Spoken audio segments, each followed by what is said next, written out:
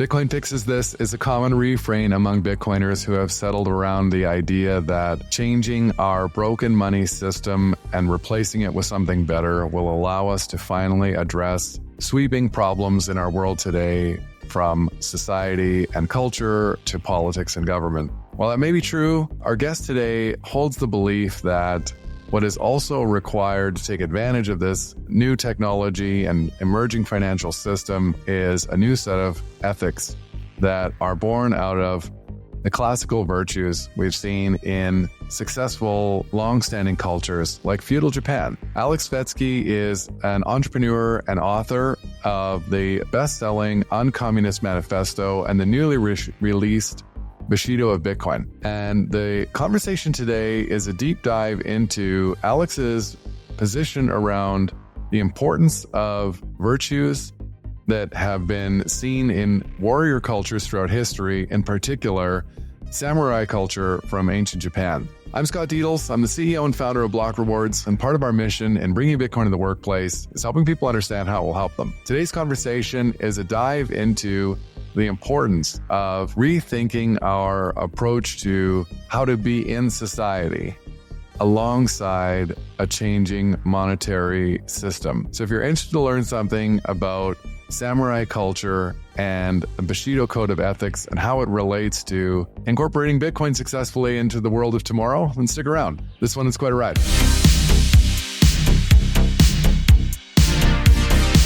All right, welcome to another episode of the Block Reward podcast, joined by our guest this week, Aleks Svetski. Aleks, welcome to the show. Scott, thank you for having me. We're going to be talking today about your new book, The Bushido of Bitcoin. Very excited to get into that, but maybe just as we get started, for our listeners who might be new to you, could you give us a little 2-minute rundown on your background and how you came to be writing the book? Yeah, let's do it. So I have more of an entrepreneurial background, despite more people knowing me for my writing. I think I've written a couple million words on Bitcoin for Bitcoin Magazine, for my own, essays and my own Medium. I had a Substack, that I was pushing for a little while, all that sort of stuff. So I've done quite a bit of writing, but my journey into Bitcoin came through an entrepreneurial angle. So I built the world's first Bitcoin-only dollar-cost averaging app, a product called Amber out of Australia. And, we fundamentally, I believe, inspired the whole Bitcoin as a savings instrument movement. So after us came Swan and River, and I guess you guys have ShakePay in Canada. I'm assuming you're in Canada, right? Yeah. Etc. So yeah, that was sort of, definitely an entrepreneurial journey into Bitcoin that along the way I just started writing because, as you know, Bitcoin sort of sucks you in many ways. It's extremely stimulating intellectually, philosophically, and all this sort of stuff. So I was just inspired to write about it, to sort of ask the deeper questions. And that led me to produce a book called The Uncommunist Manifesto with Mark Moss a couple of years ago. And that hit the bestseller list. That got us on some pretty interesting podcasts like Robert Kiyosaki and Alex Jones and all that sort of stuff, which was hilarious. And last year I founded a company that just recently open sourced the world's first Bitcoin-centric language model. So anybody can use that. We open sourced it. It's free. Anyone can download it and run it on their own machine if they want. Or if they want to pay some sats, they can go to spiritofsatoshi.ai. So it's similar to ChatGPT, except it's what I would call based, right? So if you ask it about Bitcoin, it's not going to tell you to diversify your portfolio and all that kind of crap. So that, a lot of work went into that. We open sourced it. Couldn't figure out how to make money out of it, honestly. The AI space is it's a big VC racket, really. Like it's a, VC laundromat. They just raise money from the LPs. They flush it down to the startups, and the startups spend all the money on training their models with NVIDIA and Google, right? So it's like this mad laundry. So we've kind of pivoted the business into more of an applied AI instead of an AI company. And I think we've stumbled onto something really interesting at the nexus of Bitcoin, Nostr, travel, and sort of AI stuff. So, we've been working on, on that for a number of months. But yeah, alongside that, also, I've got this goddamn book, Bushido of Bitcoin, that I've been writing for 2 years. So got my fingers in many pies, sorry. A lot of things going on. So we can talk about any of that. Yeah, lots of interesting things to threads to pull on there. I am fascinated by the book is really a larger discussion about sort of morality and ethics and the culture of Bitcoin. And I wonder if before we go there, you mentioned, being early into understanding Bitcoin as a savings tool and building this dollar cost averaging tool. How do you conceptualize what Bitcoin is? Yeah, I mean, I don't see it as an investment. I see it as money. And the best way I can describe it is through a narrative. And many, many years ago, I wrote this sort of like basic guide to understanding Bitcoin. And it was really simple. We never published it or anything like that. We just gave it to our Amber users at the time. But the story or the narrative that I used is I said, imagine if you could go back 5,000 years and let's say the society you lived in at the time was still trading using shells or rocks and stuff like that. Maybe we need to go back 10,000 years, whatever, right? And imagine if you stumbled on this yellow shiny rock on the ground and you're like, this is cool. And somehow you knew that it was fungible, portable, recognizable, scarce, had all these attributes. And, you went to a shop to buy like some food, a chicken or something like that. And, the guy would look at you and be like, the hell's this yellow shiny rock? We only accept shells here. What's wrong with you? And you'd be like, but look, this yellow shiny rock, it's the future of money. Like everyone in the world is going to end up on this money. And, everyone would have laughed at you. They'd be like, this moron, And if you could somehow live a couple thousand years and you just collected this yellow shiny rock, at some point when the rest of the world caught up and realized that the properties of this yellow shiny rock, which is obviously gold, when everybody converged on that reality and realized that, hey, this thing is scarce, it's, homogeneous, it's inert, so it doesn't, react with other chemicals. It is recognizable, it's portable, it's got all these beautiful attributes that make it ideal for representing this concept of money, which is a language of value. At that point, a couple thousand years later, you would have been able to buy an entire country or, an entire kingdom or whatever, right? So that's where we are with Bitcoin, except that 5,000 years or 10,000 years is going to be compressed in probably 100 years. So right now, we are collecting Bitcoin. That's it. And for me, I view it as somewhere between a collectible and a proto money, somewhere on that sort of level. It has all of the it has all the functions of money and it can perform all of the functions of money perfectly. Like it is a perfect medium exchange. I can send it to you right now. Nobody on the planet can stop me. It is a perfect store of value in the correct definition of the concept, which is I know my proportion in relation to the whole. If I hold one Bitcoin, I will always and forever hold 1/21 millionth of the entire network. Store of value has nothing to do with price. Store of value has to do with proportion. A lot of people get this wrong. And finally, it's a unit of account, which also has to do with proportion and knowing the total sum. Bitcoin's the only thing we know of that has a fixed limit, a predetermined limit, right? So it performs the functions of money already, and it has all of the attributes of money. We just need to catch up. It needs to take a couple of generations, 1, 2, 3, 4, 5 generations or whatever for the actual usage of Bitcoin to catch up with its capacity or its ability. And that's what I think is, really fundamentally special about Bitcoin. It's built not for now, it's built for 100 years from now. And that fact allows us to collect it now at an extremely large discount. Like, the best meme I know of in the Bitcoin space is everything there is and everything there ever will be divided by 21 million, which is obviously by Knut Svanholm. That's the idea that money measures everything. The microphone that you're speaking through, the one that I'm speaking through, your painting on the back wall, your headphones, your house, your car, the cafe that you eat at, the real estate, all the stocks, everything in the world is measured against money. And every money at the moment is just a proxy for the US dollar, really. As Bitcoin eats away at that and as multiple generations filter through, we will come to a point in time where Bitcoin measures everything. And if you divide that by 21 million, you'll realize that the purchasing power of a single Bitcoin is going to be astro-fucking-nomical. And, that's sort of how I see it. So anyway, I hope that makes sense. We can pull on any of those threads. Yes, beautifully said. I love the way of looking at it as money as a language of value. And I think that this is part of these relate to some of your ideas. The idea that we use the money that we use every day, regardless of where we live, we're using that language right now. And those monies make less sense than Bitcoin does. And the output of that is a lot of things in our society that don't make sense. And I wonder if you could just talk a little bit about, predating writing the book. Obviously, you're studying and observing cultural trends that tie to broken money. What is, in your opinion, like the effect of fiat money on culture and society? I didn't actually explore that in the book.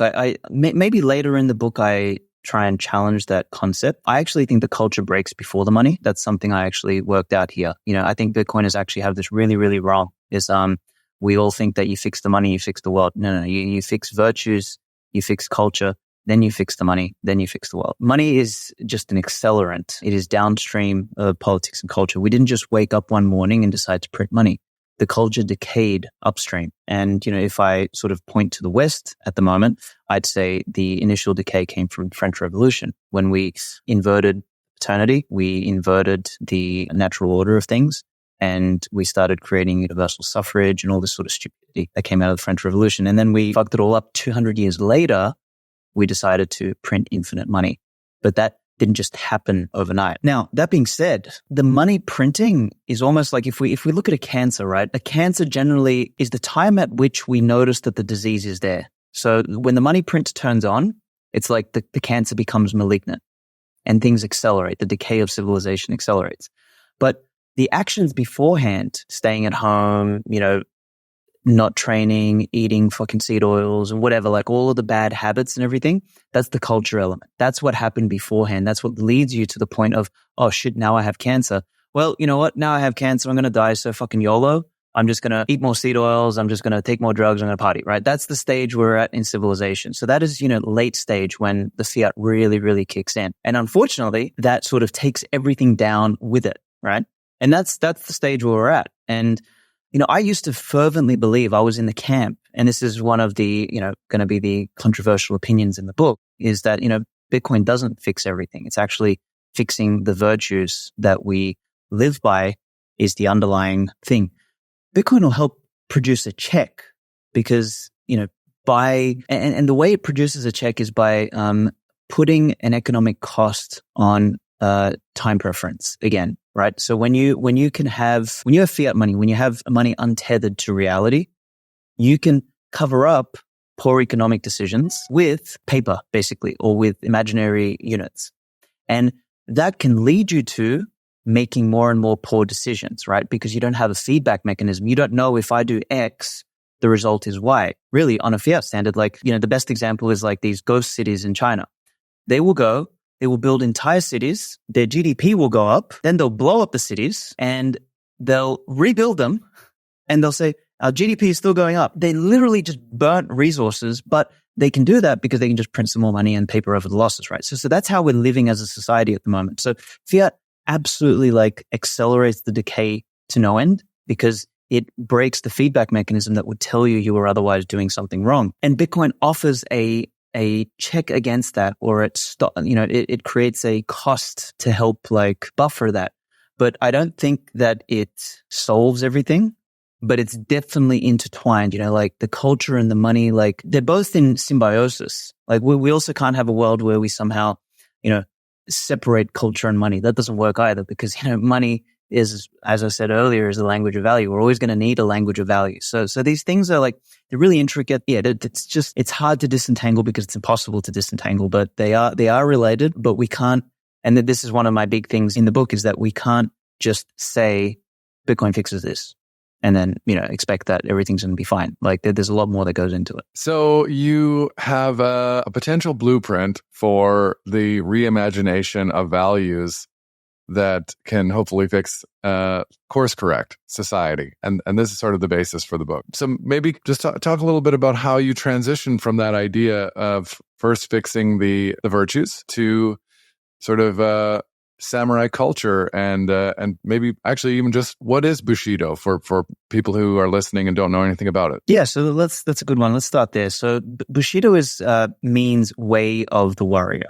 Basically. And basically, it's like an unwritten code that the samurai came to live by over the centuries, basically, because they became the class that elevated itself into essentially lord and kingmaker, right? So as they came to hold the upper echelons of feudal society in Japan, they sought to establish a code of honor or a code of virtue that would guide their behavior because, we know it from Spider-Man, with great power comes great responsibility, right? So it was sort of like the early genesis of that. And we had we had a real corollary in the West with chivalry, right? So the closest, analog to Bushido is this concept of chivalry. So the reason I settled on that was, it was actually happenstance. Myself and Eric Kaysen were on a podcast a couple of years ago. He was on mine actually when I was still running Wake Up podcast. And we talked about a book called Shogun by James Clavell. Fantastic book. If anyone's not read it, I highly, highly recommend either the read or the Audible is fantastic job. Like they did that incredibly. It's about 50 hours. The TV series is excellent as well. I have not watched the TV series yet, but I saw Hiroyuki Sanada was in it, so I assume it's going to be good. I heard that he pushed back against the wokeness. Yeah, I don't watch a ton of TV, but I was blown away by how well it was produced. Excellent. I'm sure as usual the books are better, but like I cannot wait to watch that. It's been on my list of things to do. I hate modern television, but it looks like one of the rare few exceptions. So that being said, that was sort of a conversation that Kaysen and I had at the time, and we called the podcast Bushido of Bitcoin. And from there, like it sparked an idea in me. I was like, I wonder if there's like a set of virtues that we can, extract from this Japanese Bushido, which, the general virtues are like justice, courage, honor, loyalty, compassion, respect, self-control, etc. So, it wasn't like a written code. It's not like the 10 Commandments in Christianity. It was just a code passed down by word of mouth from samurai to samurai down the family line. And it was a thing that was known. And it was something that was looked for as, it's kind of, yeah, what's the word? I think you get what I mean, right? It wasn't a written code. It was a culture or a way of being that was, watchful. So anyway, the book started off as me trying to relate that directly to Bitcoin, but the book's evolved I'm on draft 7 and it's evolved far more since then. And really what ended up happening for me is I decided to look at more than just the Japanese culture. I decided to look at what were the greatest civilizations that ever existed on Earth. And because culture is upstream of civilization, I said, okay, what were the cultures that preceded the greatest civilizations on Earth? And because virtue is upstream of culture, I then asked, what were the virtues that these cultures embodied? And what I found was amongst the Romans, the ancient Greeks and Macedonians, the Arthurian or Germanic or Faustian West, right? The Japanese samurai, they all had a massive overlap in these virtues. And all of them were actually emergent from warrior cultures, basically.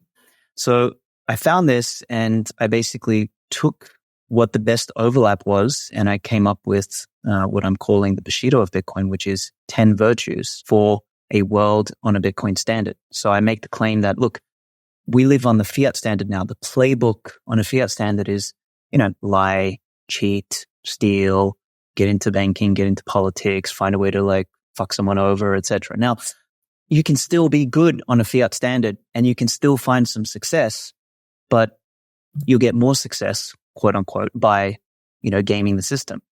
So my counter to that is, okay, if we live on a Bitcoin standard where cheating is much harder, theft is much harder, et cetera, what is the new playbook that we need to adopt to win on that standard? And that I put forth as the Bushido of Bitcoin, which is, okay, these are the virtues. If you live by these, you will succeed on a sound money standard. So that's kind of the premise. And then, each virtue, I do a deep dive on the Japanese etymology of the word, the English, Latin, Proto-Indo-European roots of the word, the Greek roots of the word. And man, it's fascinating to see the overlap of meaning from cultures and languages that are unrelated. Like it was wild. Like I'm looking at this thing. I'm like, man, there's something more to words. There's something more to language than what we appreciate on the surface. And I go into all of that with each virtue. And then I look at historical examples and anecdotes, from the Alexander the Greats of the world, the Napoleon, the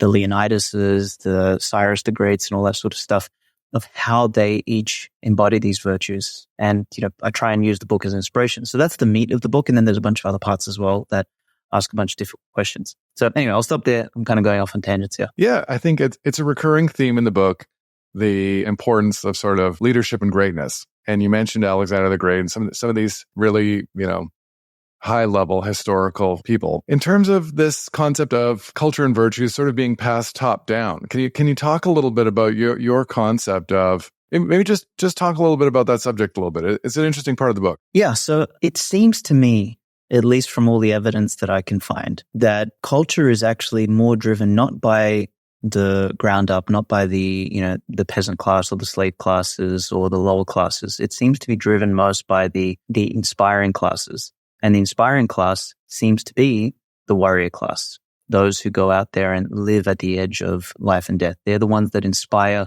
both the kings, and in many cases, the greatest warriors became kings, right? And because of that, because they inspired everybody else and they gained populist power. Like that was Julius Caesar, right? He became that because he inspired the populace to get behind him because of his show of valor, competence, bravery, courage, etc., right? So to me, it looks like that is what inspires culture more than anything else. And cultures or civilizations that don't have a warrior class or don't hold them in high esteem seem to end up quite weak, pacifist. They get taken over, they get forgotten and all this sort of stuff. So it's something that will honestly rub some Bitcoiners the wrong way. I think a lot of Bitcoin people are unfortunately brainwashed by, communist doctrines, the whole, we are all in this together, we're plebs and, strength in numbers and all this sort of stuff, I think is more of a communist thing. Like you look at what the communists tried to do is they tried to establish a culture from the bottom up. Every single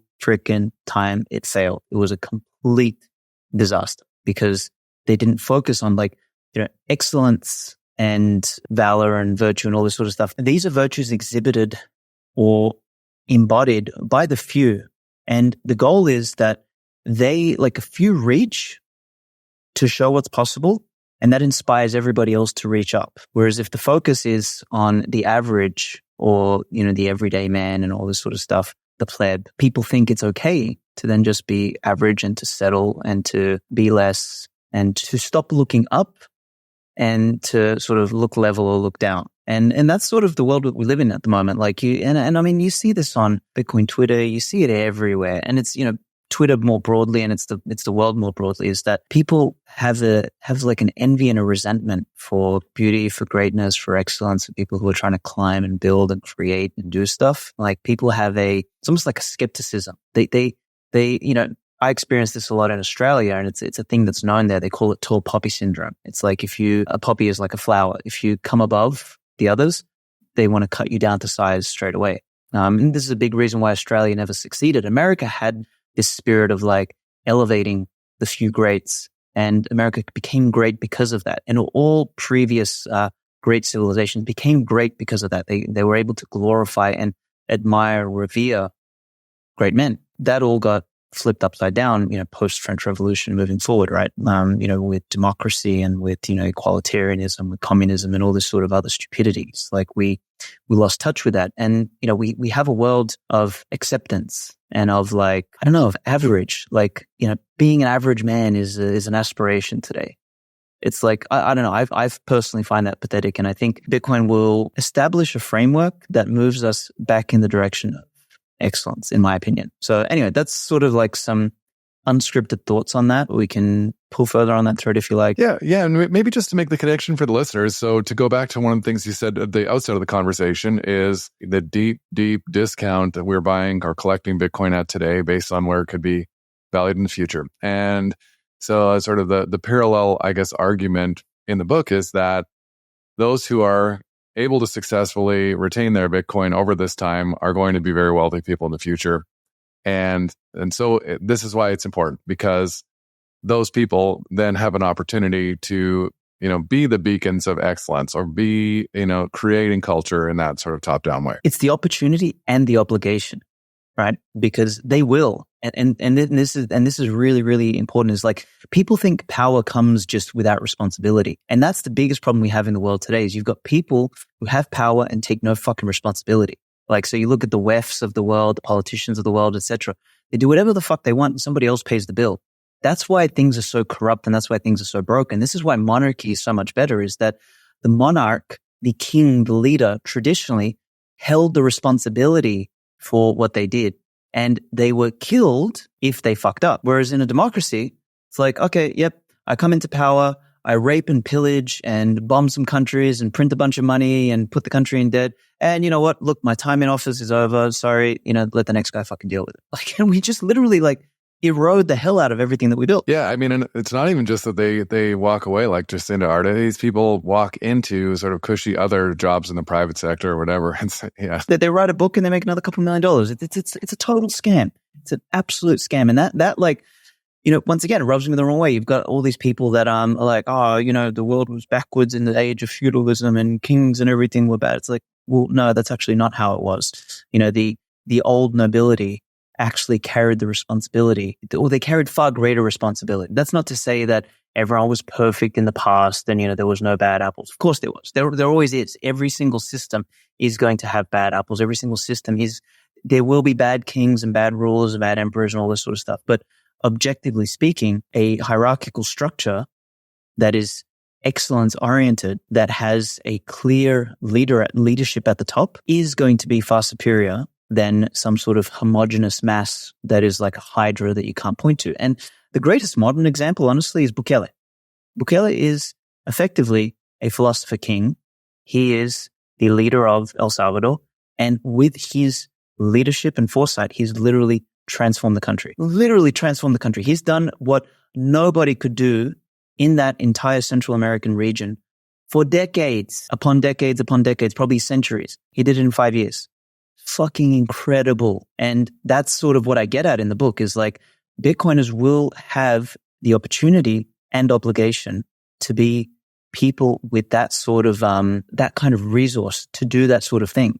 And the time is now to begin developing, inculcating, and adopting these kind of virtues. And I pick the 10 virtues specifically because they almost act as tensions amongst each other. You've got like justice in there, but you've also got compassion. So you can't be too overly just. People make mistakes. So there needs to be justice needs to be tempered with compassion, for example, because you need to know that everybody in some way, shape, or form is flawed. So you need to have the space for them to heal, to get better, to turn themselves around, etc. So anyway, I think these are just there's a lot in there to explore. I'll leave it there for the moment. Yeah, maybe just to connect through then on this sort of thread of the conversation, obviously it's a big book. So but to give sort of an overview of how you imagine the collection of these virtues, crafting a sort of Bitcoin code of ethics. Can you maybe just summarize, or maybe pick a few of these virtues and maybe talk a little bit more about how it looks on the whole? Yeah, I mean, let me pull up the book and let's read out all 10 in that case. Where the hell are I? Just want to make sure I have them right and in order. So we've got justice as the first virtue. And in fact, I'll just read out a little bit of it here. So justice is the first virtue, a reflection on what is fair and righteous for the purpose of upholding a moral character. Courage, the spirit of daring and bearing, the inner strength and valor to not just know what is righteous, but to act upon it.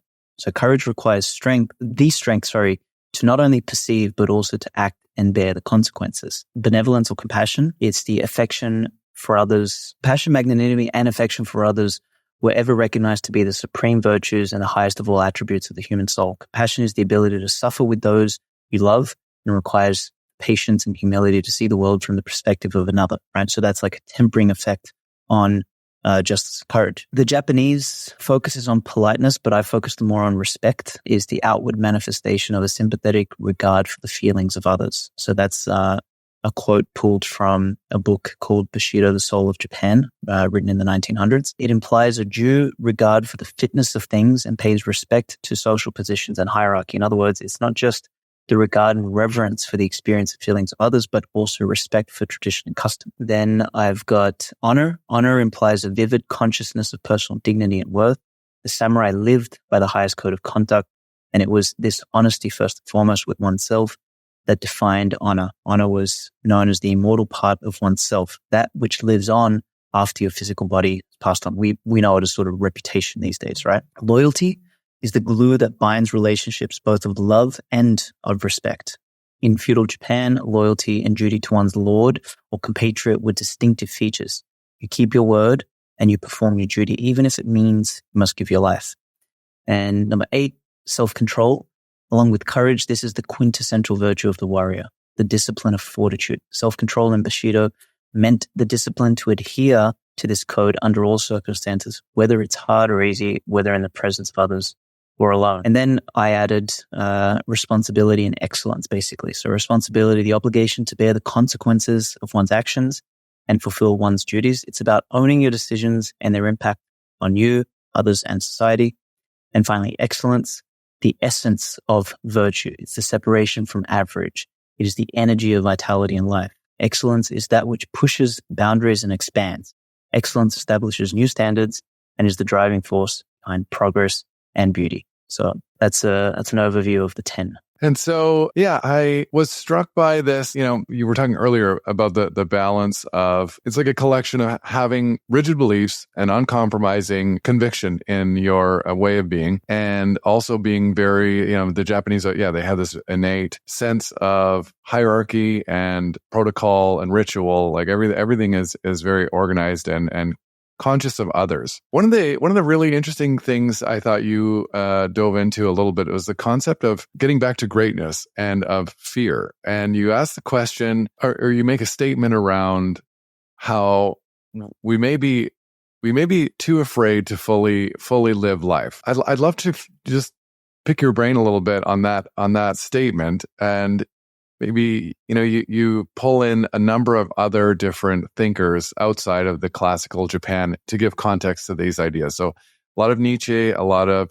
some Ayn Rand. What does it mean for you to, kind of embrace this collection of virtues? And, that's a big, broad, open-ended question, but yeah, let's try hit the thing, what you said about like the fear of greatness, for example. I think a lot of people are more afraid, not of even like losing or failing, but I think they're more afraid of what it means to succeed and be in the limelight. They're more afraid of potentially winning. And, people call it imposter syndrome, this and that. We all have it. We all experience it to some degree. Some people face that fear, and this is the importance of the virtue of courage, for example, is, courage isn't the absence of fear.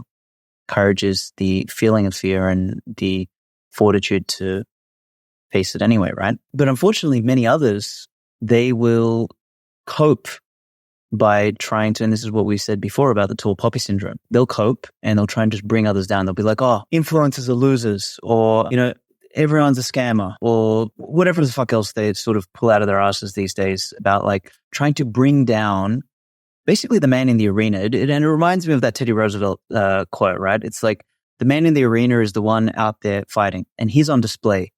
And, you've got these weirdos and dorks basically who are no different to Jerry Springer audience members, right? Like they're just out there pointing and laughing and flexing their comment muscles on Twitter. They're not actually doing anything.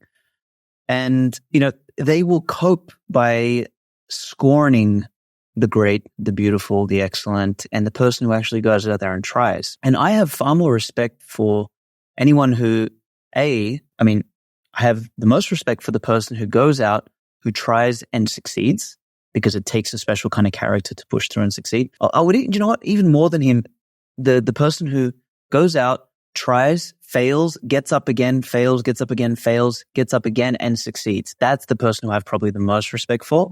Then the person who goes in, tries, and succeeds straight away, because that is still very noble. The person I have a lot of respect for the person who gets in the fucking arena and fails and may never succeed. He still was more brave than the loser in the audience who never did any of it, who just flexed his comment muscles, right? And we have way more of those people. And they're people who are fundamentally not only afraid of failing, but they're afraid of succeeding. So they won't do either.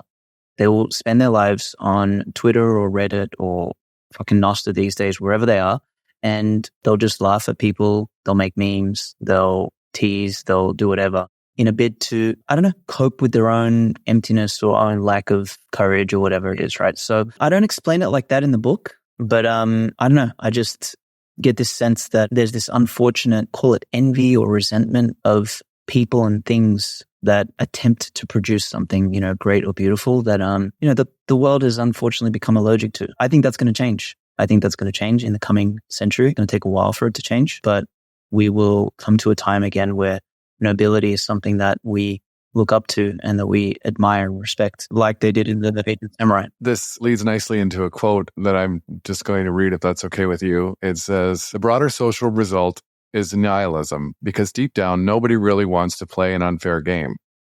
Those who are disadvantaged give up, and those who are cunning or advantaged enough to compete simply lose themselves in the process and become soul-selling humans." There's another, subject that you touch on throughout the book is kind of this, I want to say, Fiat nihilism is like the idea that you're talking about this. It's very connected to the concept of greatness, where I wonder how people relate to their intrinsic sense of whether or not they think they can actually success in the current rules of the game is even possible, and what that means for some of these other social phenomenon that you're talking about. Yeah, that's definitely interlinked, right? So you've got, look, there's always bright spots, right? There are people, despite everything being against us in the world, despite the playbook incentivizing cheaters to win and paying them more and all this sort of stuff, there is still a few people who will get in there, they'll get in the ring, they'll know that the odds are stacked against them,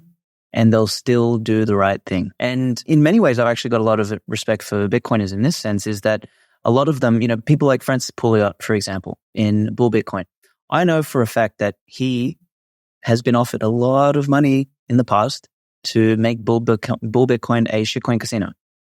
And he has left significant money on the table and remain Bitcoin only, right? So there is bright spots like that. But look where Francis is, look where Brian Armstrong is in terms of material wealth. You get me? So there is a cost to maintaining that moral integrity. Most people see that and they're like, fuck it. I'm an entrepreneur. I'll just be like Brian Armstrong and I'll go roll my shitcoin and I'll make a bunch of money and fuck it. Who cares? Like they know that what they're doing is wrong, but they're like, look, fuck it. I want to make $1 billion, right? So that's what I'm talking about. Like the cunning entrepreneurial type, like he will just sell his soul and do it. And then there's others who don't have the fortitude of a Francis and don't have the cunning of a Brian Armstrong. And they're just like, oh, fuck this shit. I'm just going to give up. And then they give up and they go into nihilism. And, many of them just become shit posters, basically, right? And unfortunately, a lot of their shit posting, while accurate in its depiction, doesn't actually help. It just creates an environment where, we devolve into immaturity, right? And, I used to be a shit poster and I still shit post to some degree, but I don't know. I think it's just a sign of having given up, right? I think there's more that people can do with their time and energy. You mentioned that, the book it continues to evolve as you're still working on it, but it's changed dramatically from the original idea, which I think is very common for authors. What's something along the way, an insight that you gleaned that was unexpected, or an evolution of the book, a direction it went that surprised you, or, taught you something that you didn't know when you set out to do it? Yeah, the first thing that comes to mind is what we mentioned before about does fixing the money fix the world, right? And that was for me like one of the big takeaways. It's like, well, wait a minute, no, the decay, the cancer started upstream, and I'm convinced Bitcoiners are just wrong on this one. And maybe wrong is probably too strong a word. They're missing the nuance that culture is just important and it's intertwined with fixing the money. Can't just fix the money and magically the world gets fixed. So I think that was a big one for me, because I've been one of the classic people just, on there on Twitter, I built an entire reputation around fix the money, fix the world. If you fix the money, if everyone just adopted Bitcoin, everything would change. And there is some truth in that, but the truth is gray in that context. That there is a lot more that goes into fixing the culture. Like if we just get Bitcoin and we just still operate like people with no courage, no virtue, no honor, and all this sort of stuff, like we'll just be maybe wealthier losers, basically. Like, so there's something else that has to come with it. And that was one of the big takeaways for me, is I didn't set out to write that in the beginning. That's something I discovered as I deep dove. I think that as well, having read the book, there's definitely a consistency in the message, because as you acknowledged earlier in the conversation, aspects of what you have to say, that it may not be something that everyone wants to hear, but how you say it is entirely consistent with the ideas that you've pulled forward from thinkers and success stories in history. So, I want to congratulate you for what I thought was an excellent read. I ended up enjoying it even more than I expected, and I'm a history guy myself. And I just had happened finishing watching the Shogun series, so it was cool to be able to dive into Japanese culture again in a more deep way. Perfect timing, man. I highly recommend get yourself the Shogun on Audible as well. Like the few people that I have spoken to about the series, they said that it was fantastic, but there was a lot omitted, obviously, just to make the series make sense. It's a massive book, yeah. But like I said, the Audible is fantastic. You just put it on. The voice actor is incredible. He does such a good job.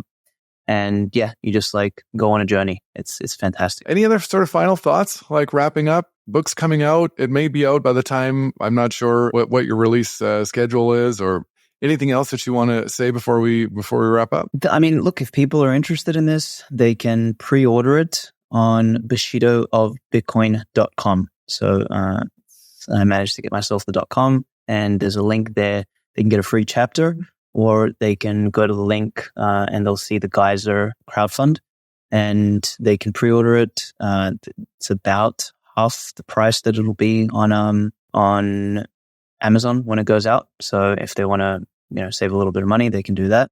Other than that, I mean, yeah, if I encourage people to, a lot of people get triggered by some of the things I say, but I encourage them to do their best to think a little bit deeper, dig a little bit deeper. There's a lot of nuance here, and it's very easy to just jump on the next trend and the next bandwagon. Like, I mean, one that I was teasing people for on Twitter the other day was the whole carnivore and meat steak only stuff.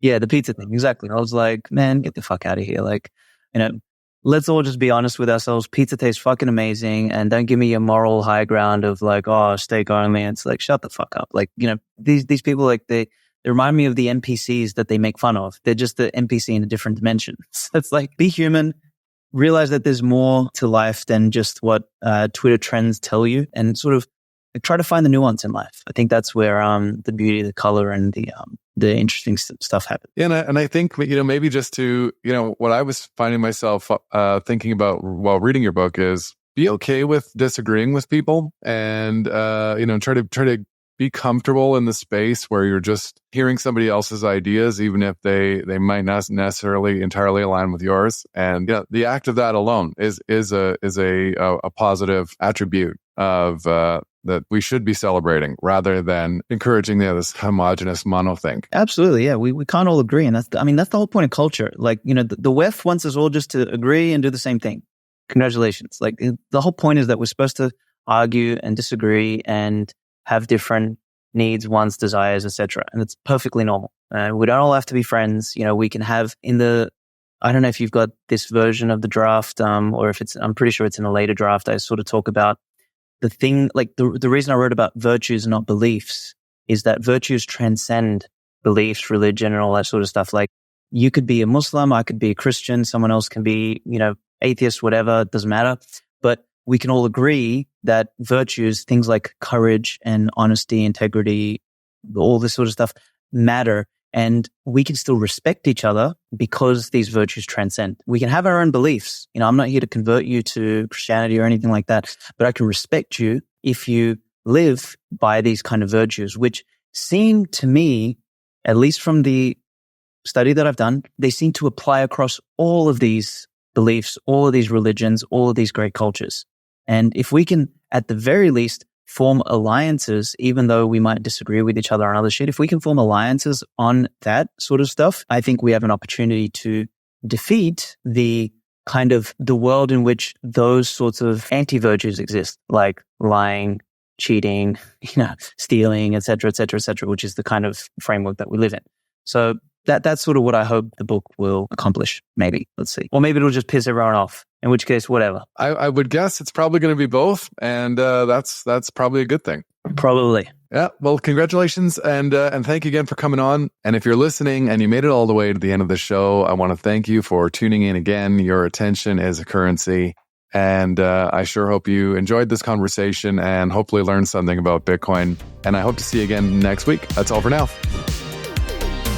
Thanks for listening to this episode of The Block Reward. We're trying to do something different here, creating accessible conversations meant for people who aren't obsessed with Bitcoin. If you found this episode informative and engaging, hit that subscribe button to make sure you stay updated with future episodes. Your feedback matters. We'd greatly appreciate it if you could take a moment to share your reviews and help us with our goal of creating Bitcoin content that is simple and easy to understand. Bitcoin has an important role to play in the future of finance. It will change the way we save, spend, and invest. Discover why Bitcoin offers a game-changing opportunity for forward-thinking employers by visiting blockrewards.ca. Block Rewards' mission is helping Canadian employers implement strategies for integrating Bitcoin into compensation and benefits, supercharge your recruitment and retention strategies, and help your team members plan for the rising cost of living by rewarding their work with the hardest money ever invented. Special thanks to our top sponsor, Paramount Employee Benefits Consulting, Canada's only Bitcoin forward benefits and pension advisory. For more information, find them at paramountbenefits.ca.